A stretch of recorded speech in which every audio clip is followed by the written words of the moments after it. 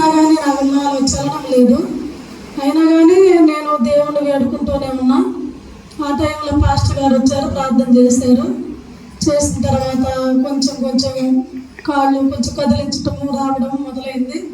అప్పటికి 2 నెలలకే నడిచాను. నడిచిన తర్వాత వారం వారం ఆదివారం వచ్చి ప్రార్థన చేసి వెళ్తున్నాడు పాస్టర్ గారు.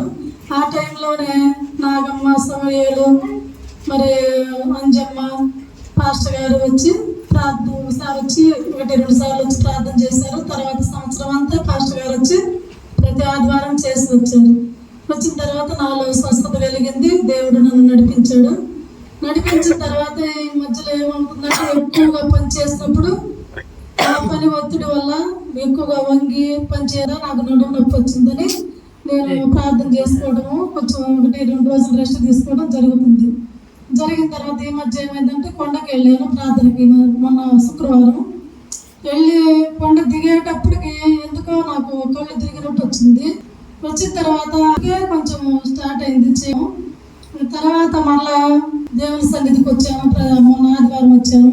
వచ్చిన తర్వాత కూడా అప్పుడు కొంచెం నొప్పిగానే ఉంటుంది, కానీ నడుము నొప్పులు కాదు, ఒక సైడ్ నొప్పి వస్తుంది. వచ్చినా కానీ అదే చిన్నగా పని చేస్తుంటే నా బిడ్డ గంగనాథ్ రెడ్డి, అమ్మ నేను మేత కోసుకొస్తా తీస్తామని చెప్పాడు. అలా మేతకు వెళ్ళాడు. నేను వచ్చి ఇంకా పండుకునేసరికి ఇంకా నొప్పులు ఎక్కువైపోయినాయి. ఆ నొప్పులు కూడా అంటే నేను ఎక్కువ పనిచేసిన నొప్పులు, నడుము నొప్పులు వేరు, ఈ నొప్పులు వేరు. ఇంకా అటు మలడానికి లేదు, ఇటు మలడానికి లేదు. పండుకుంటే కొంచెం సుమారుగా ఉంటుంది. కూర్చునేటప్పుడు నొప్పులే, లేచేటప్పుడు నొప్పులే. కనీసం క్లాస్కి వెళ్దామన్నా, అన్నం తినడానికి లేవాలన్నా భయం.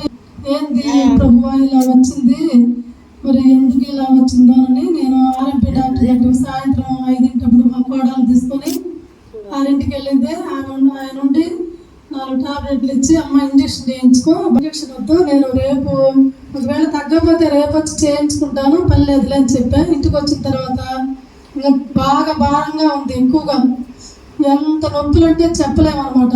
కనీసం నడవడానికి కూడా నాకు అంతకుముందు నడుము నొప్పులు వస్తే ఫ్రీగా నడిచేదాన్ని, నడవలేకపోతున్నా. ఇంకా తర్వాత పాస్టర్ గారు గుర్తొచ్చారు.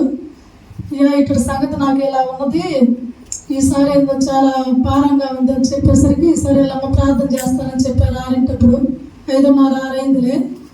సరే ఇలా చేయించుకున్నప్పుడు కొంచెం రిలీఫ్ అనిపించింది. తర్వాత మళ్ళీ పాస్టర్ గారు నేను చర్చికి వెళ్తానమ్మా, అక్కడికి మందిరానికి వెళ్తానన్నప్పుడు దాదాపు 8:30 అయింది. ఇక్కడ ఎల్లుంటాడు కదా, దేవుని సన్నిధి నుంచి ప్రార్థన చేయించుకుందామని చేయించుకునేసరికి కొంచెం రిలీఫ్గా ఉంది. తెల్లవారేసరికి తగ్గిపోయింది. దేవుడికే స్తోత్రము, అందరికీ వందనాలు. దేవుడి